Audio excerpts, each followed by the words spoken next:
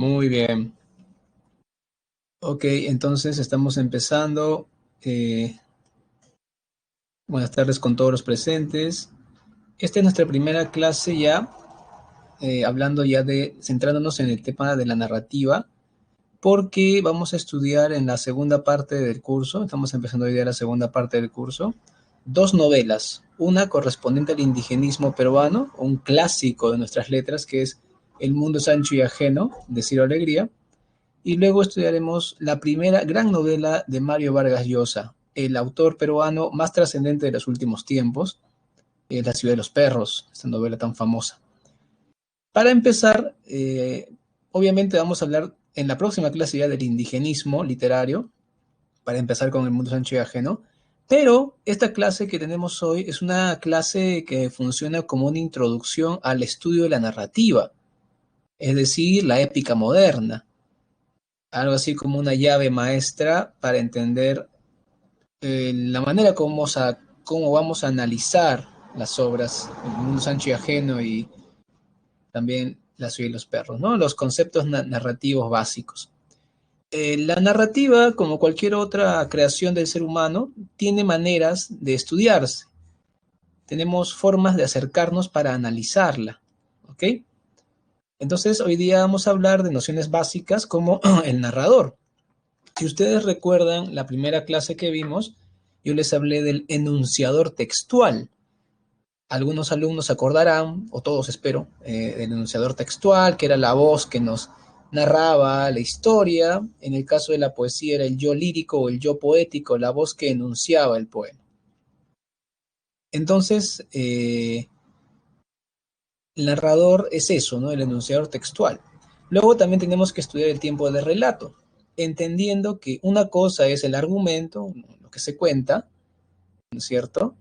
Y otra cosa es el cómo se cuenta. Eso es muy importante, ¿no? El qué y el cómo. Ahí vamos a distinguir el tiempo de relato. Luego tenemos los personajes. Vamos a acercarnos de una manera muy básica al análisis de personajes. Finalmente, los espacios o escenarios. Hay espacio o escenario en cualquier tipo de relato. A veces los escenarios o espacios adquieren una gran importancia. Otras veces son solamente meras anécdotas, ¿no? Vamos a aprender también eso hoy día.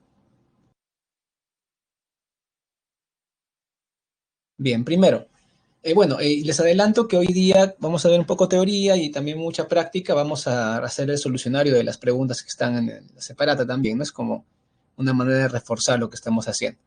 Primero, la narración es el proceso mediante el cual se construye un relato a partir de los elementos que participan en la historia. Es decir, todo creador literario que quiera hacer un cuento o una novela cuenta con personajes, acciones que van a realizar, el tiempo cómo se va a narrar el tiempo y también los espacios. Este conjunto de elementos se le llama narración. Al buen uso de estos elementos se le llama relato, ¿no es cierto? Un relato le puede dar mucha trascendencia a los personajes o le puede dar mucha trascendencia al tiempo o al espacio. Por ejemplo, las novelas de Vargas Llosa, las clásicas, como La ciudad de los perros, La casa verde o Conversación en la catedral, le dan una gran importancia al manejo del tiempo, mezclando, alterando la cronología normal. A eso le llamamos, pues, ruptura del orden lógico cronológico. En cambio, otras novelas le dan mucha importancia a los personajes o a los espacios. Entonces, la trascendencia está en el personaje, cómo éste evoluciona a lo largo del relato, o también en el espacio, porque los espacios simbolizan mucho. ¿Está bien? En algunas obras, por ejemplo, se me ocurren los ríos profundos de Riedas, los espacios son muy importantes. ¿Ok?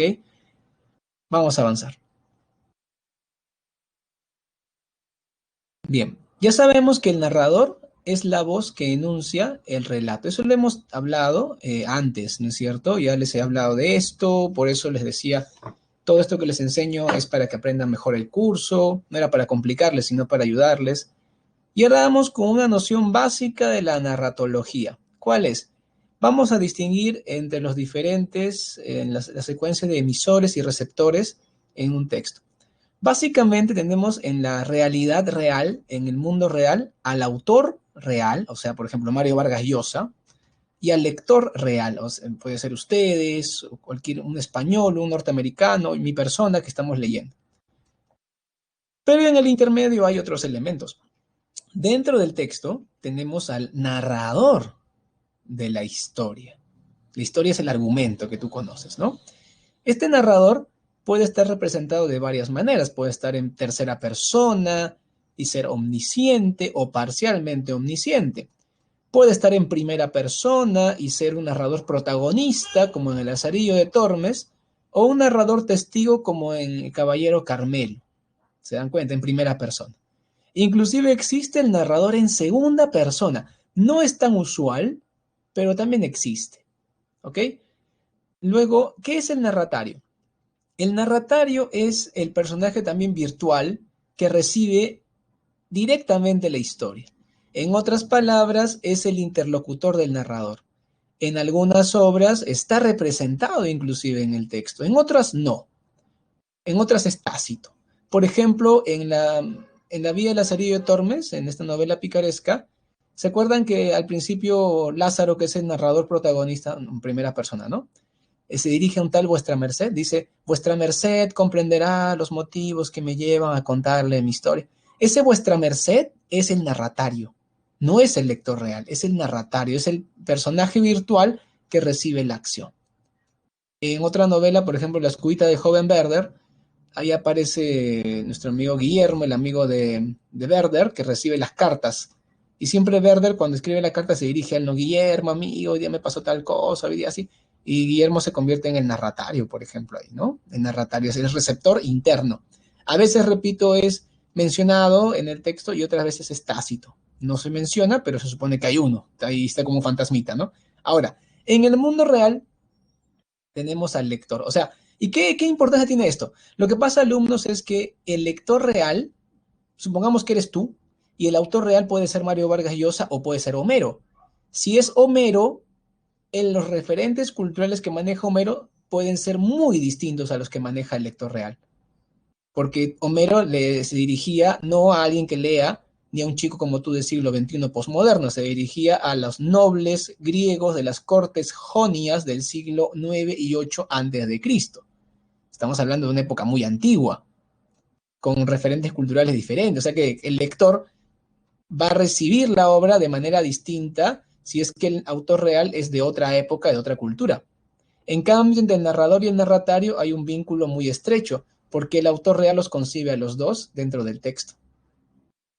Esto es muy importante. Por ejemplo, cuando Garcilaso de la Vega, como autor real, crea los comentarios reales, él se dirige a un público con la intención de que esto lo lean como un texto histórico. Pero hoy en día el lector real actual lo lee como una crónica, no como un texto histórico, que era la intención de Garcilaso. ¿Ya ves a qué me refiero con que hay que ver esto del lector, cómo se vincula con el autor?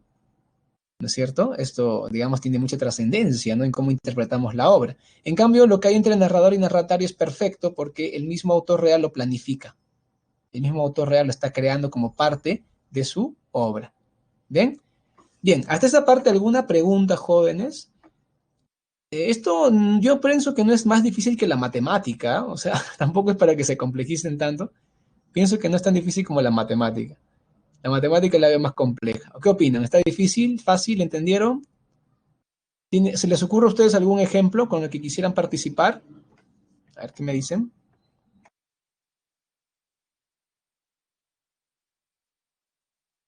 Uy, se quedaron calladitos. Eso quiere decir que no han entendido. Me estoy preocupando. Ajá. A ver, ya me lo confirma. Ah, está procesando, dice Andrea. Ah, el narrador omnisciente, dice Fernando. El narrador omnisciente, Fernando, es un tipo de narrador. Vamos a estudiar también eso, ¿no?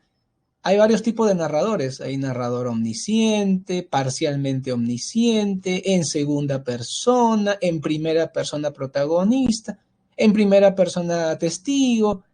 Es decir, el narrador omnisciente es un tipo de narrador. Lo que no debemos hacer, y yo les dije eso desde el principio de clases, ¿ah? No debemos confundir al autor real con el narrador. Ese es un error. Siempre el autor real va a crear un narrador para su historia. Por ejemplo, Mario Vargas Llosa puede escribir un cuento donde el narrador sea una chica de 15 años que se maquilla para una cita y ella te cuenta en primera persona como protagonista su historia. No vas a decirme, Mario Vargas Llosa se cree mujer de 15 años, es un señor de más de 80.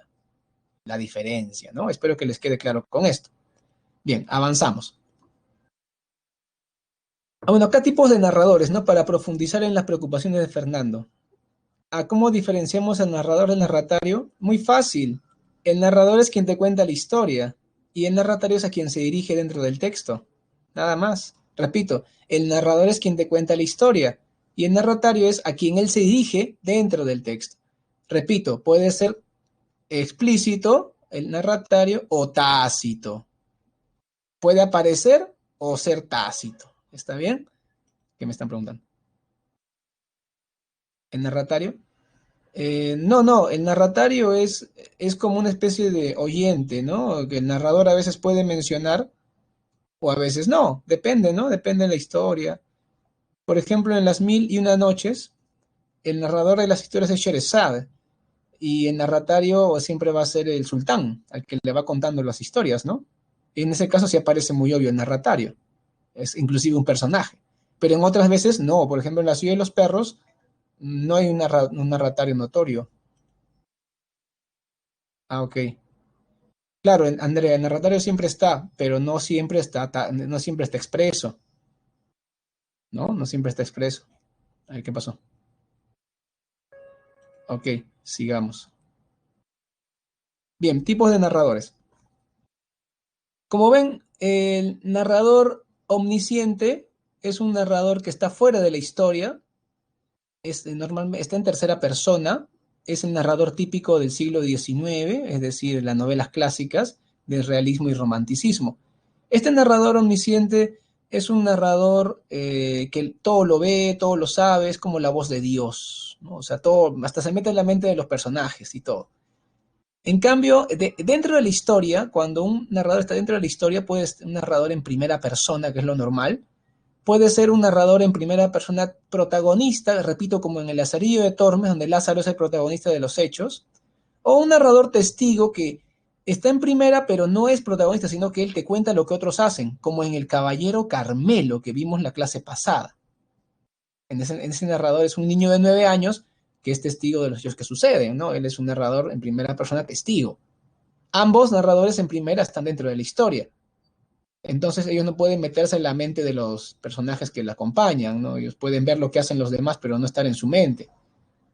¿Ok? Espero que me estén entendiendo. Sigamos. Bien, sobre el tiempo de relato, lo normal es que una historia empiece en el principio y termine en el final. Eso es lo normal. Por ejemplo, en el mundo Sancho y Ajeno encontramos ese manejo cronológico lógico del tiempo. En el mundo Sancho y Ajeno es normal eso, ¿no es cierto? A ver qué me están preguntando.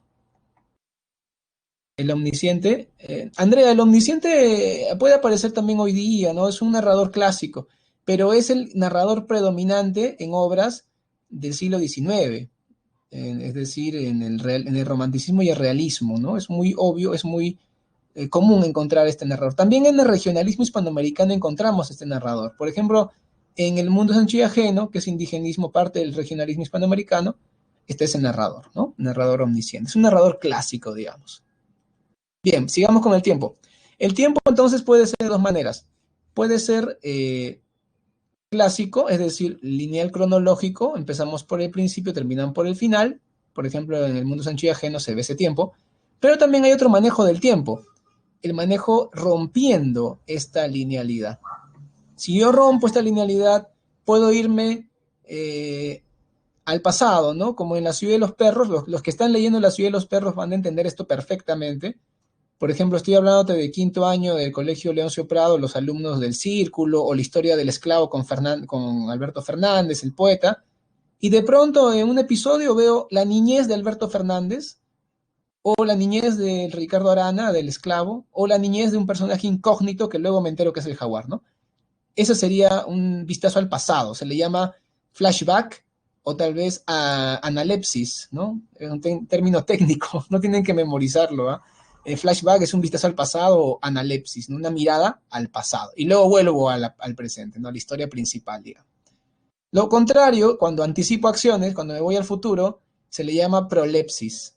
No es muy común, ¿ah? No es, lo más normal es que lo normal es que vayas retrocediendo en ciertos episodios para ver capítulos que expliquen el presente, ¿no?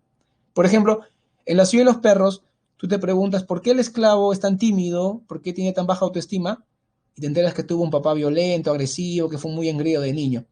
Tú te preguntas por qué Alberto Fernández es tan astuto, tan inteligente, o por qué ingresó al colegio militar siendo un chico de clase alta. Y viendo su historia de adolescente y niñez, te enteras, ya por ese motivo entró, ¿no? O sea que esos flashbacks o miradas al pasado, rupturas cronológicas, lógicas del tiempo, te ayudan a entender mejor al personaje, ¿no? Hay otro tipo donde inicia y acaba del mismo modo, o sea, empieza la historia en un momento y luego vuelve a ese punto. Eso lo encontramos en la serie de Tormes, por ejemplo, ¿no? Cuando empieza la historia de Lázaro, cuando es un hombre grande, maduro, te empieza a contar su vida desde niño y termina en el mismo punto de donde empezó. Eso lo vemos en la serie de Tormes, ¿no? Un tiempo cíclico, digamos. Vuelve al punto de inicio. Es el tiempo, ¿no? Es el tiempo real y objetivo de la realidad narrada. Es decir, el del relato, del relato. La historia siempre va a ser ordenada, de la A a la Z, pero el relato lo podemos ordenar de esa manera o de otras maneras, ¿no? Como al escritor, como al creador le parezca conveniente. Solamente los que han leído La ciudad de los perros entenderán perfectamente esto. Los que no han leído todavía están diciendo, no entiendo muy bien. Ya sabes, debiste leer La ciudad de los perros hace tiempo, yo te dije. A ver, en cambio, en El mundo Sancho y ajeno se ve un tiempo cronológico, ¿no? No hay esta ruptura. Se ve del principio hasta el final. A ver, ¿quiénes han leído ya todo el mundo Sancho y ajeno? A ver, estoy preguntando, ¿leyeron completo el mundo Sancho y ajeno? ¿Ya comprobaron que es una historia cronológica? A ver qué dice acá. Javier Quito es muy sincero. Lo siento, Javier Quito. Matemática es más fácil. Bueno, para ti será, ¿no?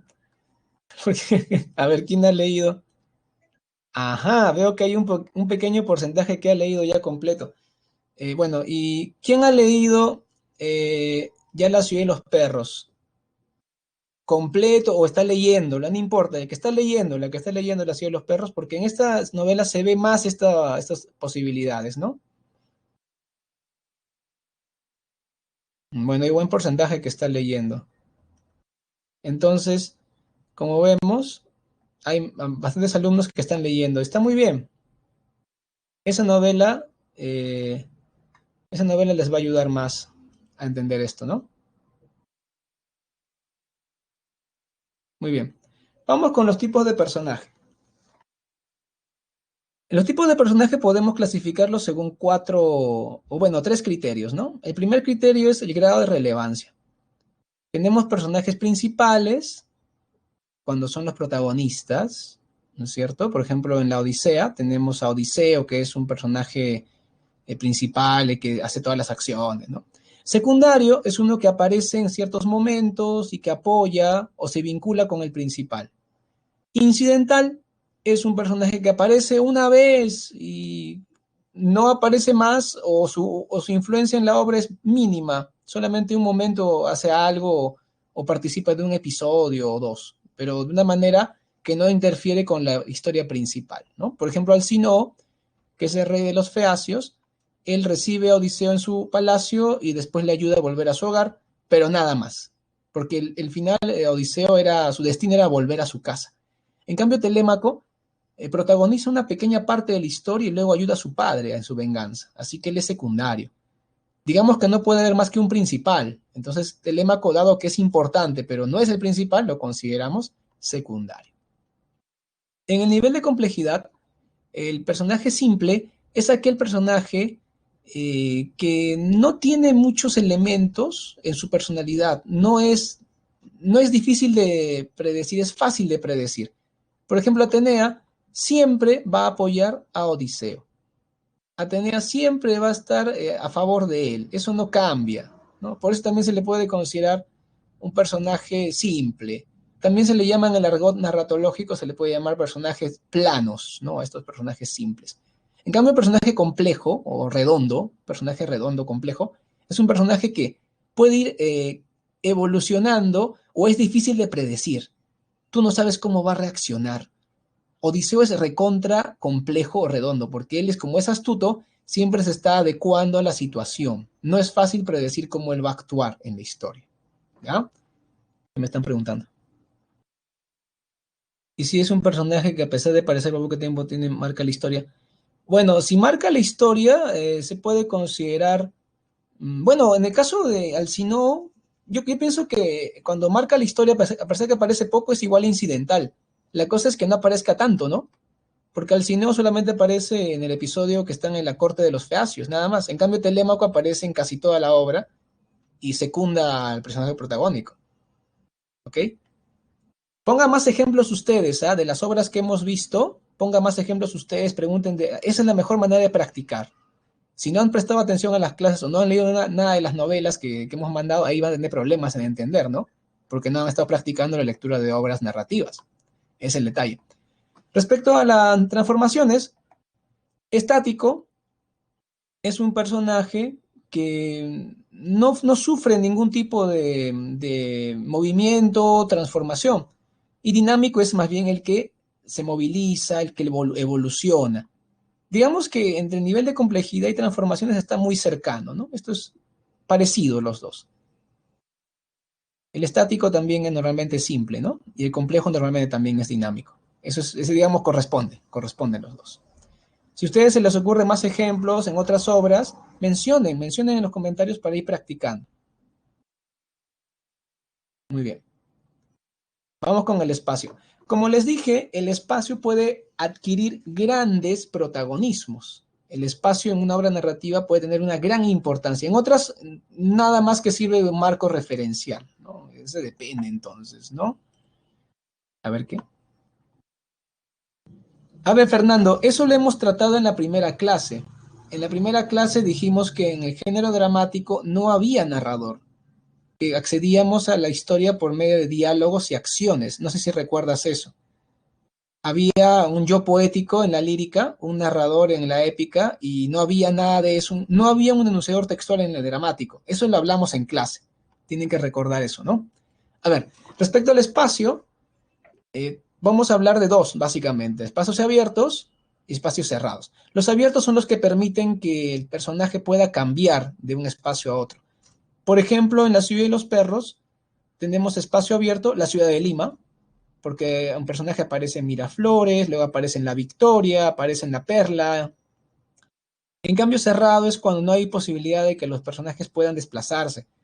Por ejemplo, en La ciudad de los perros, el Colegio Militar Leoncio Prado es un internado y es cerrado. Inclusive tirar contra en la novela significa que se escapan por el muro, por ejemplo, de noche y vuelven de madrugada. Eso se llama tirar contra, trepar muro, ¿no? Bueno, algunos en el colegio han trepado muro para salirse o entrar al colegio sin permiso.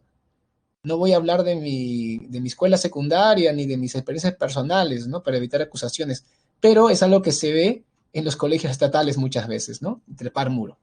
Este es escaparte del espacio cerrado prácticamente, igual que los de quinto año o del Colegio León Prado que tiraban contra. No sé si han llegado a ese episodio en la novela, cuando se escapan un rato a tonear y vuelven. Claro que siempre cuidándose de que no los descubran, ¿no? Porque si no los expulsan. En el caso de espacio urbano y rural, hay que hacer una distinción. Acá sí bien claro en la novela regionalista, ¿no? Adquiere una gran relevancia. Porque, por ejemplo, en Doña Bárbara, el espacio urbano que es Caracas, que representado por Santos Luzardo, se enfrenta al espacio rural, que es el llano venezolano, que es un lugar donde la barbarie predomina y hay, digamos, ciertas características que lo convierten en un sitio que debe ser reformado por ciertos motivos. A veces esto adquiere mucha importancia.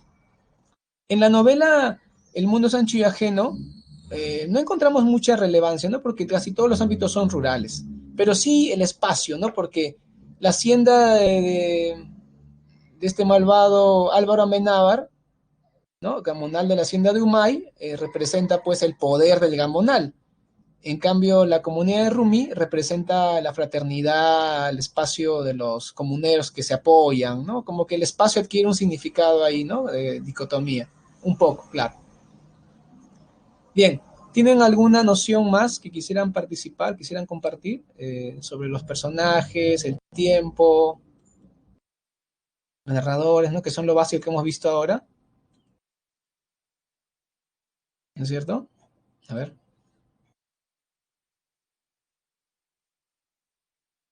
Higuíñez.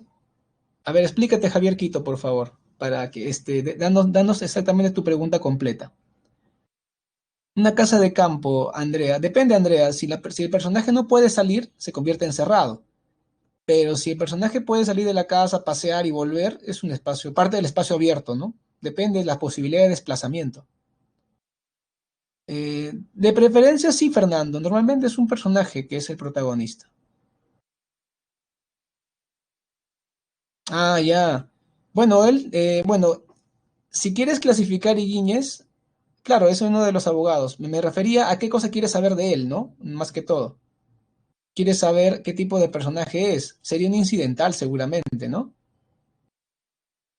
Sería un incidental. De acuerdo a sus características, me parece un personaje simple, no le veo mucho desarrollo. Álvaro Amenábar sería, por ejemplo, un secundario, ¿no? Importante, un secundario importante, ¿no? No es principal. Yo pienso que un personaje principal en la novela, El mundo Sancho y Ajeno, sería la comunidad de Rumi, como personaje colectivo, ¿no? Parecido a Fuenteovejuna, digamos.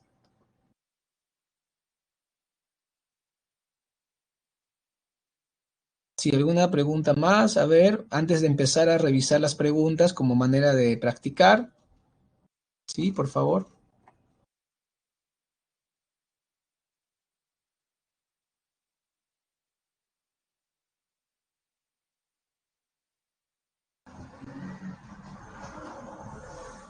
El deuteragonista. Esto aparece en el teatro griego y no debemos mezclar, ¿no? Porque una cosa es los personajes en el teatro y otra cosa en los personajes en la épica moderna, que es la narrativa. No complejices, ¿no? Porque no sería correcto mezclar. Estamos acá en narrativa y lo que me menciona es una categoría del género dramático, del teatro. Claro, sería un tipo de secundario, ¿no? Si es que lo queremos adaptar a la narrativa. En la obra Corazón, lo siento Javier, no me recuerdo bien esa obra. La leí hace tanto tiempo que no me acuerdo ya el argumento bien. No te podría ayudar con esa obra. De Edmundo de Amicis, ¿no? Tienes que darme una obra que hemos estudiado en el curso, por favor, para que tus compañeros también entiendan. No se pongan exquisitos, ¿ah? Por favor, sean parte del pueblo, de la plebe literaria. Bien, si no hay más preguntas aquí, vamos a ver las preguntas que están en el material, ¿ya? Yo lo tengo acá, no lo voy a compartir porque después se cuelga este trasto, así que apelo a que ustedes tienen el material, ¿no tienen las preguntas de la semana 9? A ver. Bien, por favor, ténganlas a la vista, ¿ya? Listo. Tenemos primero un fragmento de la obra El mundo es ancho y ajeno. Ahí nos están preguntando sobre el narrador. A ver, qué interesante pregunta. Vamos a poner entonces nuestra PPT en el narrador.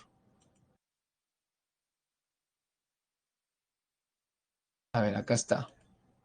Acá está el narrador, ¿no? Recordemos que hay narrador en tercera persona que es omnisciente, aunque también puede ser parcialmente omnisciente. Y narrador protagonista, narrador testigo. Ok, vamos con la pregunta.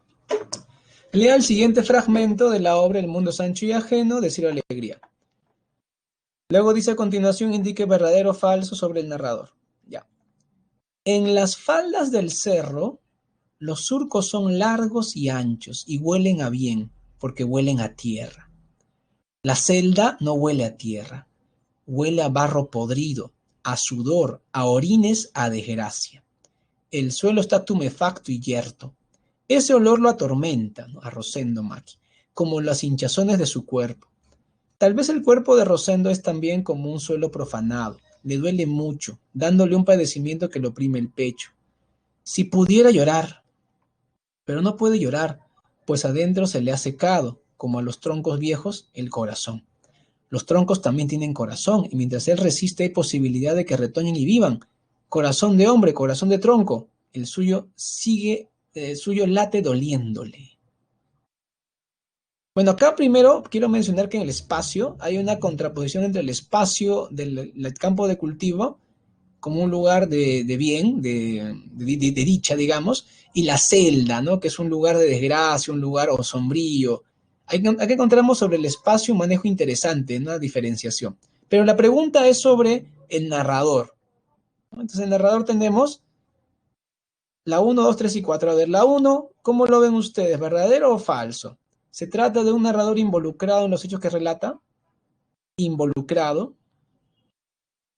¿Está dentro de la historia? Es la pregunta, ¿no?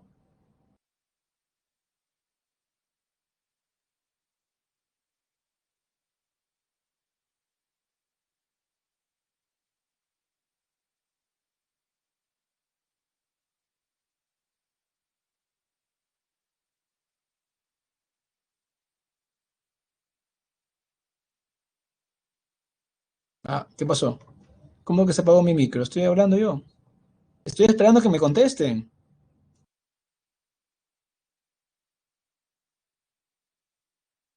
Verdadero, dice Javier Quito. Bueno, si fuera verdadero, el narrador estaría en la celda con nuestro amigo, ¿no? Él no está adentro, ¿no? El narrador es omnisciente. Es una voz narrativa que conoce hasta los sentimientos del personaje, pero no está involucrado en la acción porque no está en la celda junto con Rosendo. Este es narrador es en tercera, así que la opción es falso en la B. La primera es falso. La segunda, a ver, ¿conoce las emociones y sensaciones del personaje? Muy bien, verdadero, buena Fernando. ¿Por qué? Porque es un omnisciente y el narrador omnisciente como está fuera de la historia sabe todo el personaje como la voz de Dios, prácticamente. Tercero, ¿utiliza la tercera persona para relatarnos la historia? Está fácil, ¿ah? Claro que sí, verdadero. ¿Cuál sería la clave entonces? A ver, ya para cerrar. La pregunta uno, vamos a poner votación acá. ¿Cuál sería la clave en la pregunta uno? A ver, ¿lo tienen? Clave en la uno. Muy bien, creo que lo entendieron. Todos los que votaron acertaron. Perfecto. Vamos con la segunda pregunta. Acá tenemos en la segunda pregunta un fragmento del cuento Funes el Memorioso de Jorge Luis Borges. Este cuento es muy bueno, por cierto. Mi primer recuerdo de Funes es muy perspicuo. Lo veo en un atardecer de marzo o febrero del año 84. Mi padre ese año me había llevado a veranear a Fray Bentos. Yo volvía con mi primo Bernardo Aedo de la estancia de San Francisco. Me dijo que el muchacho del callejón era un tal Ireneo Funes, mentado por algunas rarezas, como la de no darse con nadie y la de saber siempre la hora, como un reloj. Acorde con el fragmento anterior, podemos afirmar que la voz narrativa es porque evidenciamos que narra. A ver, en la pregunta 2 está muy buena esta pregunta. A ver, la pregunta 2, ¿cuál es la clave? A ver, complétenlo. Está fácil, ¿ah?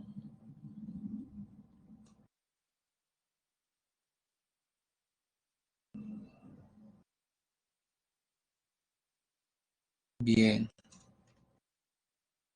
Hay pocos que se animan a participar, como veo. De 30 alumnos, solamente 8 están participando, igual que en la anterior. ¿Los demás qué pasó? Bien. Bueno, los que han marcado la A han acertado. La clave es la A.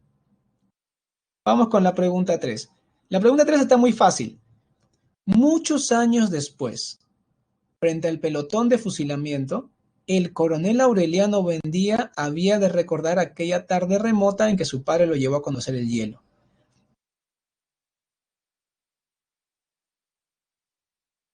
A partir del fragmento citado de la novela Cien años de soledad, señale la alternativa que contiene la afirmación correcta.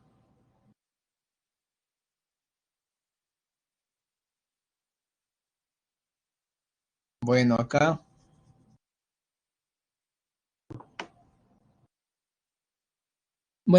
lamentablemente la pregunta está mal, la respuesta perdón, no, sí está bien, sí, me confundí, sí está bien la respuesta. A ver, ¿cuál es la respuesta en la 3? Está fácil, ya me di cuenta cuál es.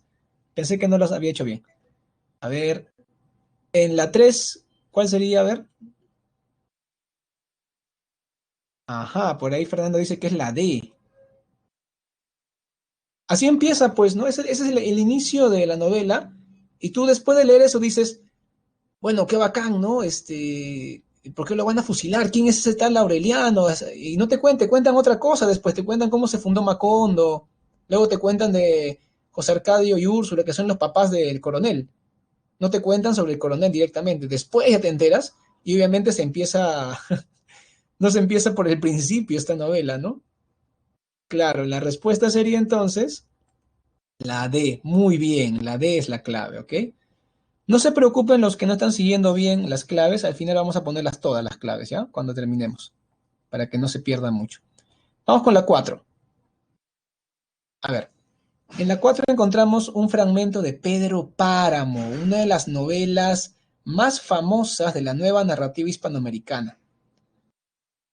En esta novela hay un uso de la ruptura lógica, cronológica de relato, mucho se hace esta ruptura. Es una novela con mucha ruptura lógica y cronológica.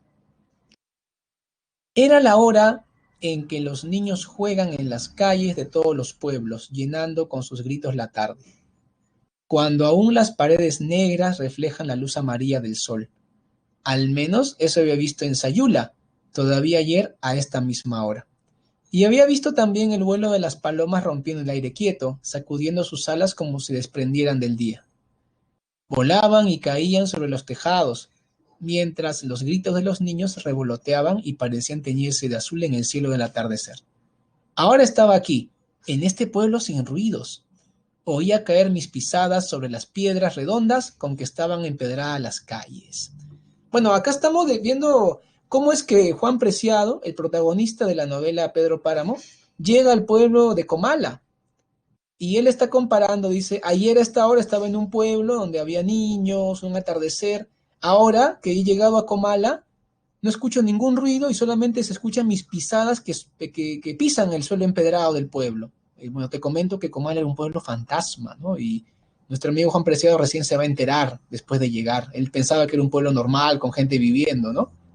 Bueno, es una novela muy buena, les recomiendo leerla cuando puedan. Es una novela corta también para que no se quejen de lo que puede ser. A ver, a partir del fragmento citado de Pedro Páramo, es correcto afirmar que la ruptura temporal se evidencia cuando el narrador, a ver, en la pregunta 4, vamos, ¿cuál es la clave en la 4? Vamos ahí. 4 jóvenes.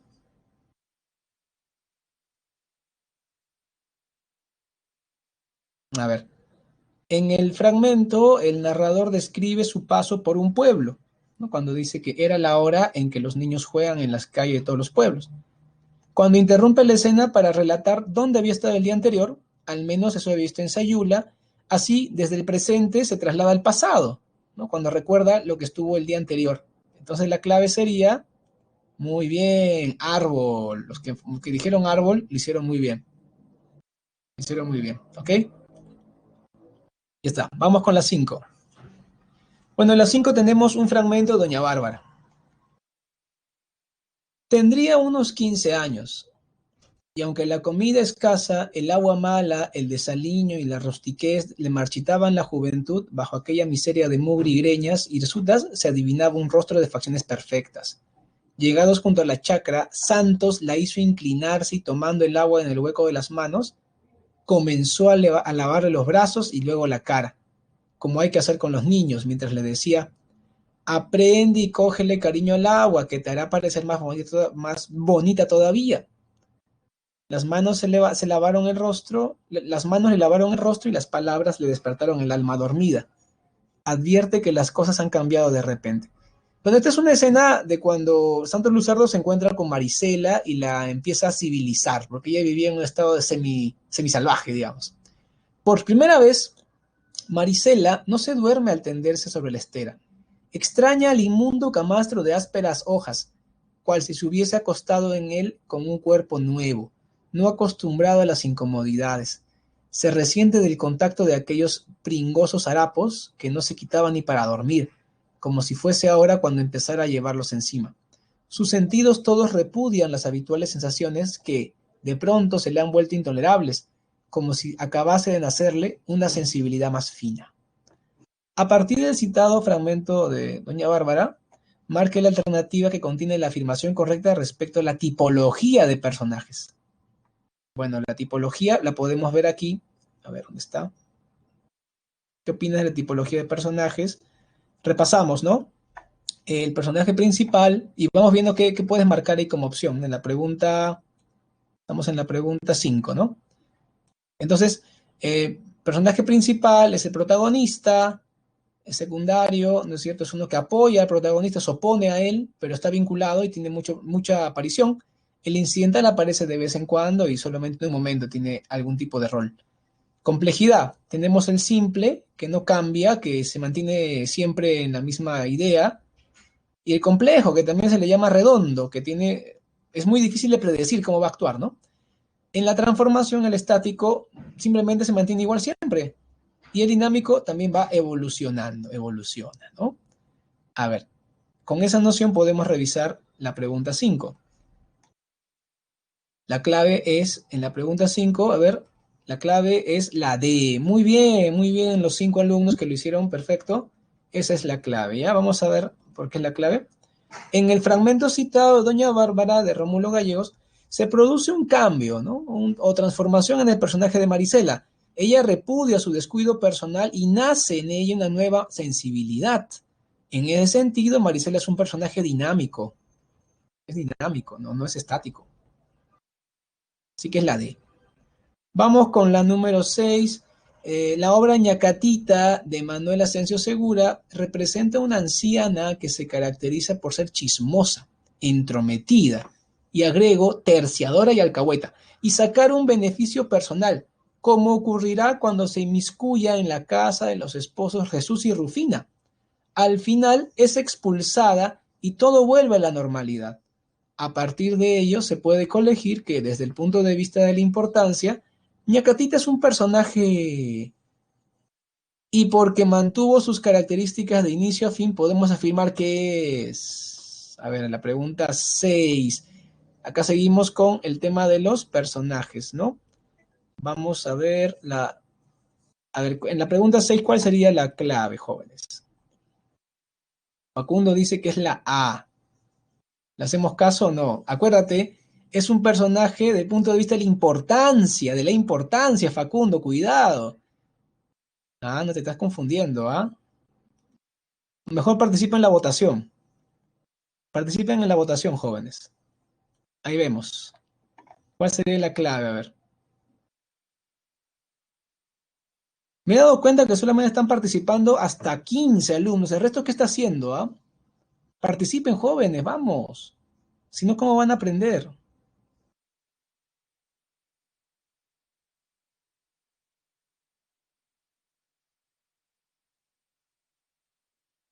Bien, ya pasó mucho rato. Y efectivamente la clave es la C. La mayoría acertó. Muy bien. Ñacatita es el personaje principal de la comedia que lleva su nombre. Desde el inicio hasta el final se caracteriza por ser entrometida, hipócrita y buscar aprovecharse de los demás. Es un mismo comportamiento todo el tiempo, así que es estático. Es un personaje principal y estático. Vamos con la C. A ver, me están siguiendo, ¿no? Marque la alternativa con el enunciado verdadero sobre la vida y sueño de Calderón de la Barca. A ver, ¿Segismundo es un típico personaje estático? A ver, el personaje principal es el príncipe de Moscovia. La obra tiene narrador omnisciente y orden natural. La torre y la corte son escenarios contrapuestos. Esta pregunta está muy buena, ¿eh? A ver, vamos con la duda de la pregunta 7. Y pueden también participar con comentarios, ¿ah? Pueden también participar con comentarios en la pregunta 7. Esta pregunta está muy bonita. Ya es como una especie de repaso de todo lo que hemos visto, ¿no? Obviamente, a ustedes les puede parecer difícil este tema porque nunca le han enseñado esto, ¿no? O sea, esto se enseña más que todo cuando uno estudia la carrera de literatura. Esta es la innovación que está proponiendo la OCA.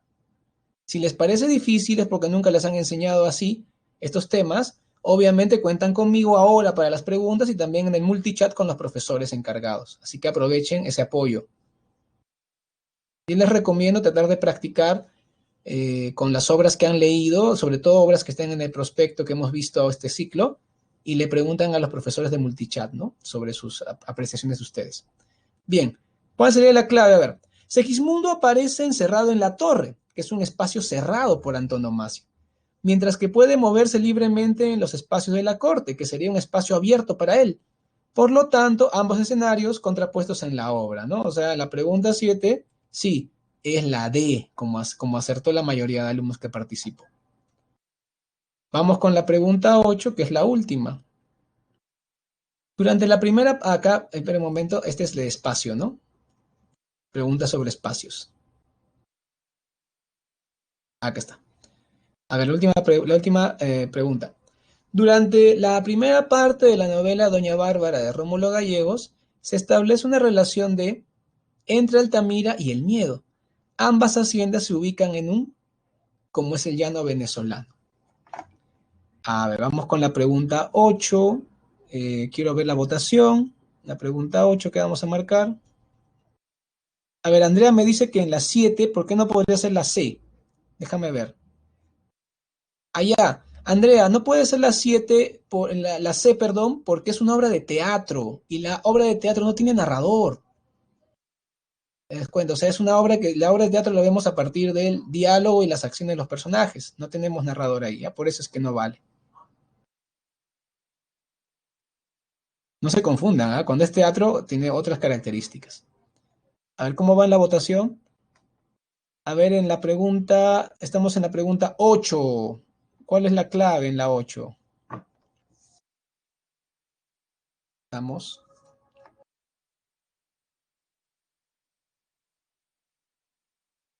¿Alguien más va a votar? A ver, siguen los mismos 10 chicos, 15 chicos nomás participan. ¿El resto qué pasó? ¿Se han dormido?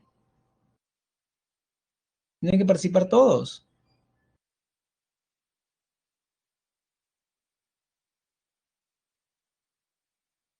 Muy bien, acá la mayoría lo hizo bien, ¿ah? Desde el inicio de la novela se entabla una relación de oposición entre las haciendas Altamira y el Miedo. Estas se ubican en un escenario o espacio abierto el llano venezolano, ¿no? Pero hay una oposición entre ambas.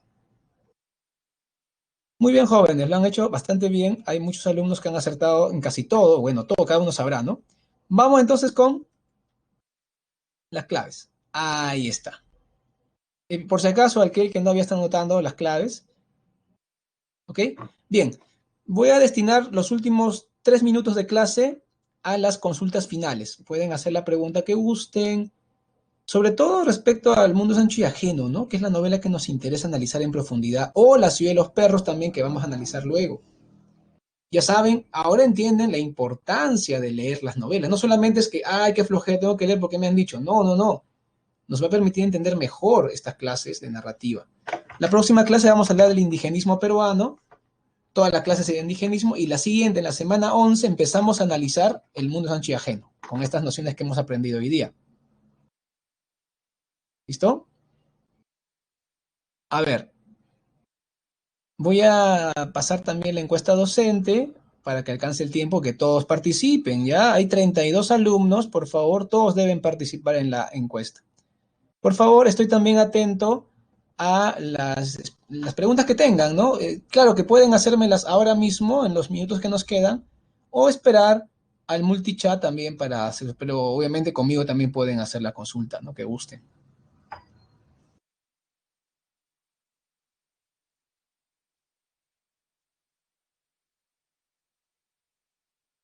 ¿Alguna pregunta, jóvenes?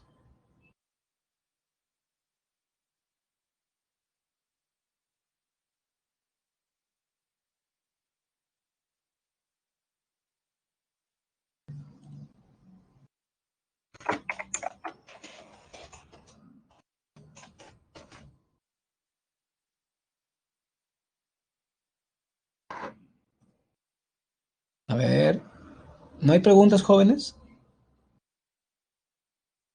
¿Cómo va la votación? A ver, falta que voten unos 10 alumnos, por favor, alumnos, todos voten. Ya, a ver aquí.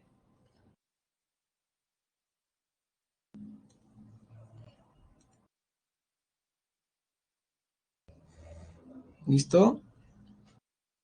Bueno, tengo entendido que debo terminar mi clase a las 5:57. No estoy seguro si es así, o si no, espero a terminar con ustedes alguna pregunta que me hagan. Por favor, la tutora me puede verificar eso.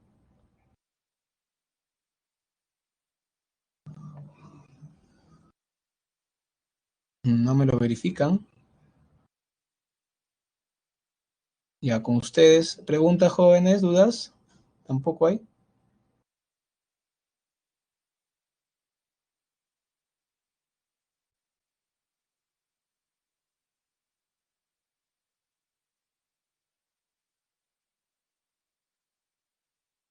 Bien, no me confirman. Pero yo recuerdo que tengo que terminar antes porque entra otro profesor, si no me equivoco. ¿O no es así? ¿Quién va a entrar, jóvenes? ¿Qué curso tienen ahorita? Ajá, álgebra. Bueno, me suena complicado. Mejor los dejo para que tenga tiempo el profesor de entrar. Debe ser, ¿no? Supongo que es lo correcto. Bien, no hay preguntas entonces. Veo que la clase ha estado bastante fuerte. Ah, ok. Me están preguntando algo. Ya. Listo, entonces, ya listo. Entonces me voy retirando para que no haya atrasos en el inicio de la otra clase. ¿Ok?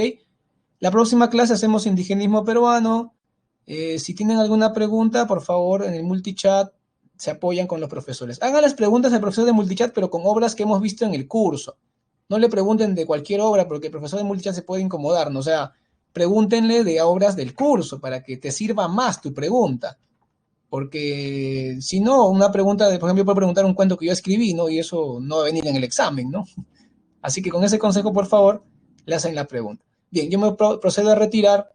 Muchas gracias por su atención. Espero que la clase les haya gustado.